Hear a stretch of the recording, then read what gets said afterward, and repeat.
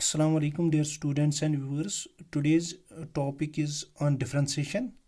So as in previous class we have learnt about differentiating polynomials and trigonometric functions.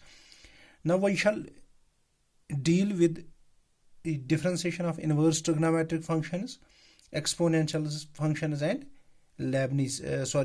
logarithm functions.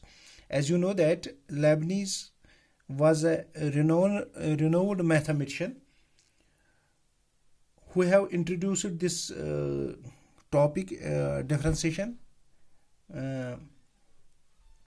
So he connected the concept of derivative with the slope of the tangent. So in this lecture we will discuss about geometrical significance of a derivative. So for this, let us suppose we take a function. Let y is equal to f of x be a function. Defined be a function.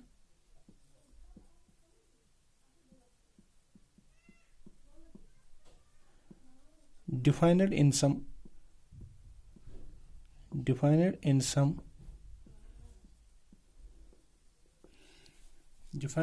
neighborhood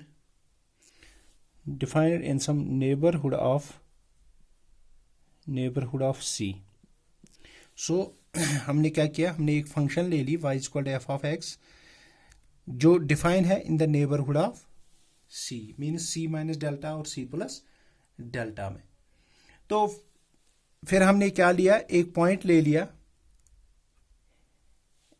P, let P C f of C and Q.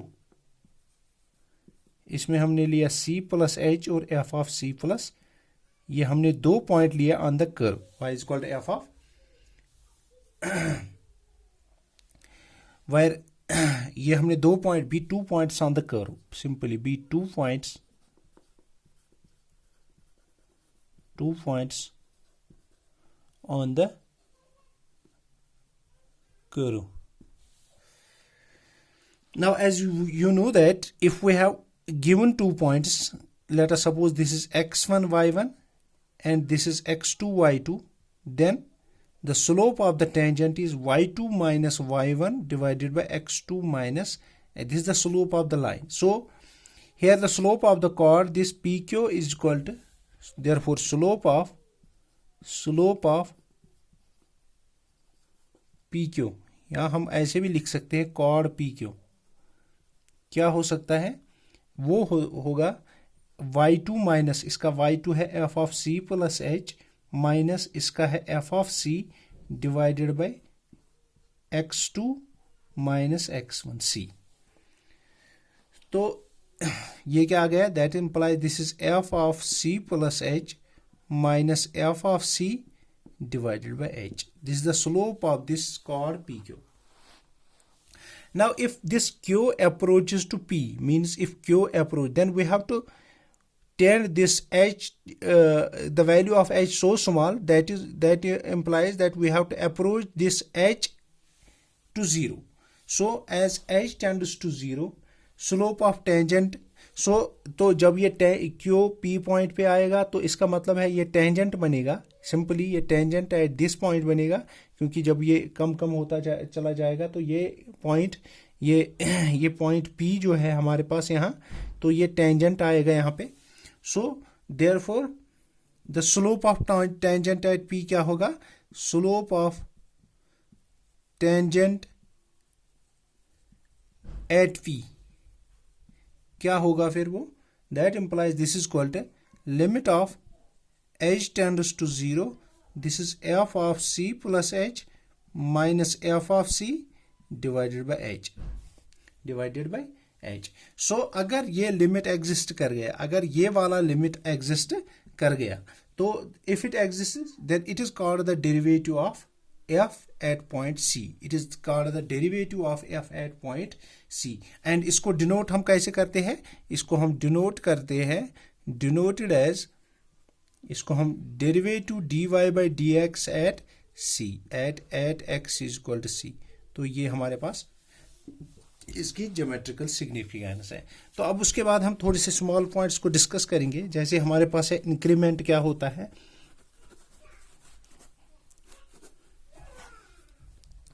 अब हम increment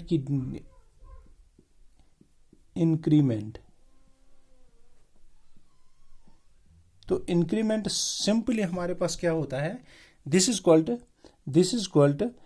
the new value, या हम ये भी, हाँ, new value, जो हमारे पास new value होगा किसी वेरिएबल का, माइनस इनिशियल, जो हमारे पास इनिशियल होगा। New value minus initial value, new value minus initial value. तो यहां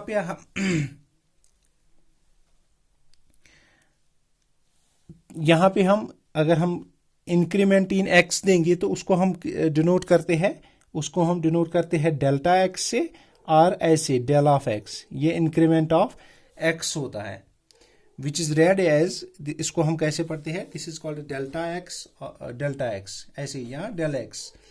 तो लेकिन यहाँ पे हमें एक चीज़ का ख्याल, ये एक सिंबल है जो इंक्रीमेंट डिनोट करता है डेल्टा एक्स, लेकिन ये हम अलग अलग इसको एज प्रोडक्ट नहीं लिख सकते हैं, डेल्टा इंटू एक्स नहीं लिख सकते हैं, क्योंकि ये एक सिंबल है जो हमें रिप्रेजेंट कर रहा है इंक्रीमेंट ऑफ एक्स। तो इसके बाद हम पढ़ेंगे, इसके बाद जो हमारे पास है quotient be, very important, this is quotient of differences.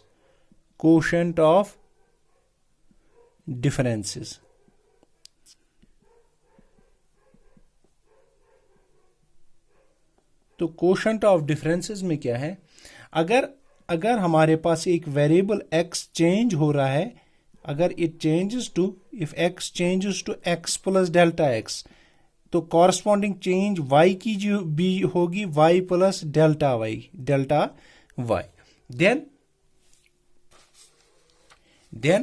Then जो हमारे पास del y by del x होगा, इसको हम कहेंगे is called as quotient of difference, is called as quotient of differences, और इसको हम कहेंगे, और इसका दूसरा भी नाम है, that is known as incremental ratio, इसको हम इंक्रीमेंटल रेशो भी कह सकते हैं। तो अब हमारे पास very important, this is differential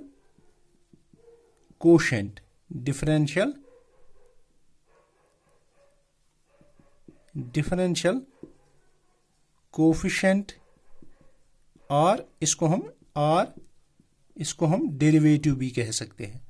तो सिंपली इसको हमें याद रखना है, अगर हमारे पास इंक्रीमेंट रेशो है delta y by delta x, अगर मैं उसमें लिमिट ले लूंगा delta x tends to 0, delta y divided by delta x, तो वो सिंपली होता है derivative d y by d x, इसको कहते हैं डिफरेंशियल कोशेंट, और इसको कहते हैं डेरिवेटिव, इसको कहते हैं, तो इसको हम डिनोट करते हैं d y by d x. तो नेक्स्ट लेक्चर में हम पढ़ेंगे दिस डेल्टा मेथड और एब इनिशियो मेथड या फर्स्ट प्रिंसिपल मेथड।